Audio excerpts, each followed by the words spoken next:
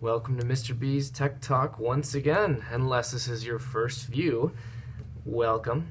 We're going to be looking at solving quadratics by factoring. And this specific quadratic example is going to be one where the coefficient, or the leading coefficient of a is not going to be 1, it's going to be 2. So we're going to go through just a way to factor this and to go through it and find the zeros of the function, which is another way of saying the x-intercepts.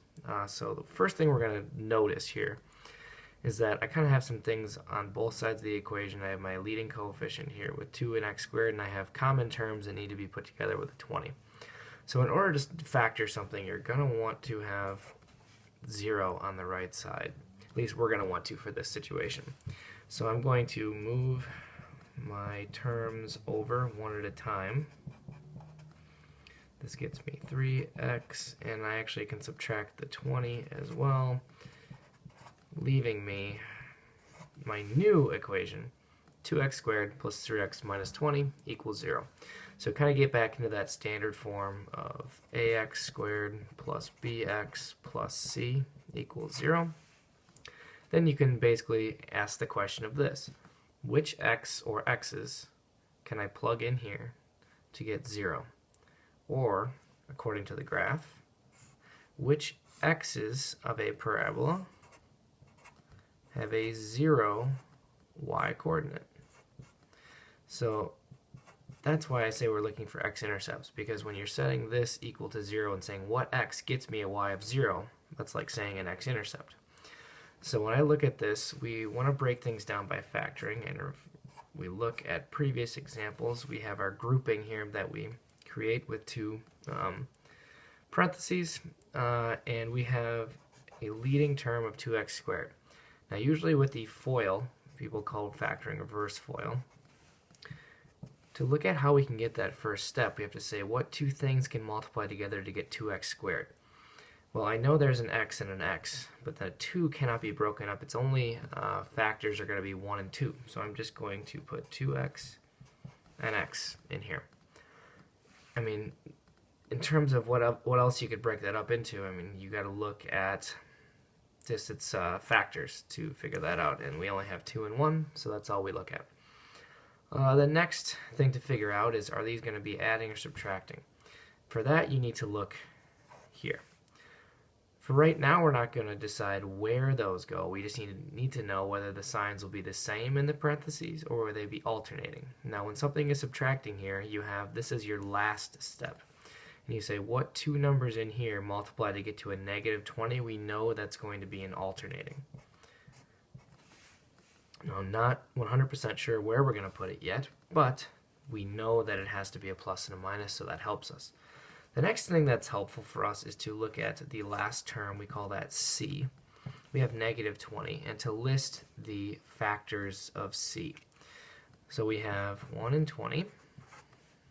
We have 10, 2, 5, and 4, and that's really all we're going to look at. Now we know that one of these has to be positive, one of these has to be negative, and we have to kind of figure out what can I put in here to multiply together to get to negative 20, and also add together to get to positive 3. So just by kind of looking at it, now you can do a method of prime factorization to get the exact answer, but with only 3 sets like this, it might even be faster just to plug in a few and get used to it just by guessing and checking. Just by plugging in 1 and 20, I know that any combination of 1 and 20 being added together cannot get me to 3, even if I'm multiplying one of those by 2. So I can safely rule that one out. The same thing with 10 and 2. Now we might be able to get close. Let's say, for example, I put the 10 in over here and had a 2 over here. Well, that would lead me to an inside of 10x. And if I had the 2 here, this would lead me to an outside of 4x. Okay, well there's no combination of these two being added and subtracted that would get me to 3. So this also reduces that possibility. So that's great. I know that it has to be 5 and 4. So I have to ask myself the question, which of these being multiplied by 2, added or subtracted with the other, can get me to 3? So I can kind of look at the possibilities here. I know that if I have 5, I can pick 5 here, and I can have another 4. Well, I'm going to have the same combination of 10 and 4. We said there's no combination that can get me there. What if I picked 4 and I had the 5? This would lead me to an 8 and a 5. Hey, look at that. This gets us to a 3, which means that the combination of 4 and 5, with 2 being the one multiplied by 4, is what we want. So when I say 2 being multiplied by 4, that means 4 needs to be in the spot where it's multiplied by 2. If you put the number here, there's no part of FOIL that can multiply these two numbers. So it has to be in the other slot. So I put 4 here because this leads 2 and 4, just like what we had, and 5, and I had 1 because it was just 5 and x. Put the 5 here. Now in terms of knowing that these have to be alternating is good, because now we have to state, alright, is 3 going to be positive or negative? Meaning, is the 8 going to be positive or the 5 going to be positive?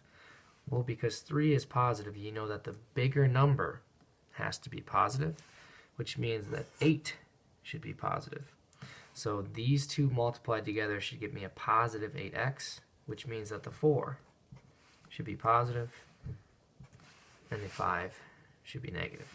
And we know that that's equal to 0.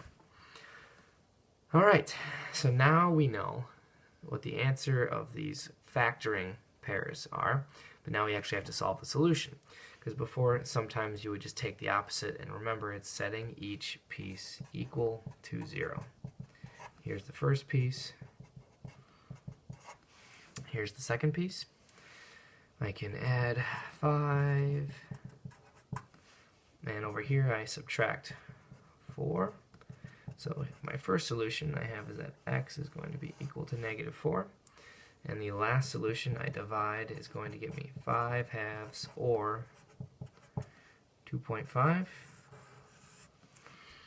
So basically what I'm saying is that 2.5 or negative 4 being plugged in for x will get me 0 at the end.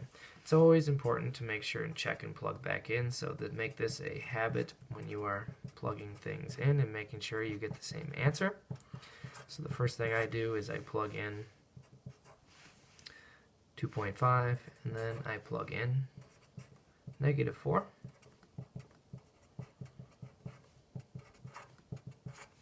And we will get 0 equals 0 for both of those, just to speed some things up. And once we have checked it, we know that these for sure are my two answers. And again, we are stating that those are going to be my x-intercepts. So if I examine the graph here and I type in this here, and I don't need to type in 0 into y2 because that's not needed. So I can graph this, and I can see that my parabola does in fact cross at 2 spots, and I said negative 4. So there is one negative, and we have 2.5. So we have one over here. So I can trace and check both of my options, and I can type in negative 4. There is 0. In fact, that we did find that it was a 0 solution. And we can also check trace 2.5 and also a 0. So that's a quick way to verify your graph, and also a way to solve quadratics by factoring, especially when your coefficient of a is not 1.